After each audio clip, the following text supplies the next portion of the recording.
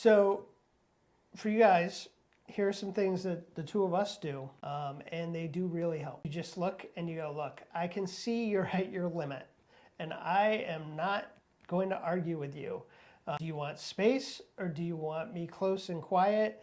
And that's another situation where you can use the do you need comfort or do you need solutions? Right. When you feel blamed as the husband. That's when you can say things like, I'm feeling defensive, so I'm going to pause. I love you. I want to understand what's going on here, and I'll be back in 20 minutes. That is useful. When sex is tense. So that's when you have to basically say, I miss you. I'm not asking for sex tonight. I'm asking for a plan so that we can rebuild closeness. That's very helpful. When she says, you don't get it. Well, guess what? You don't. So that is perfectly fine in that instance to go, you're right. I don't get it. I don't understand what's going on here, but I'm learning.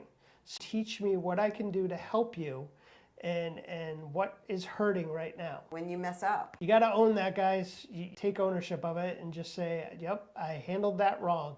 I can't change what I did, but I'm sorry. So let's try and reset here. A good husband is not the one who never messes up. A good husband is the guy who looks to repair things quickly.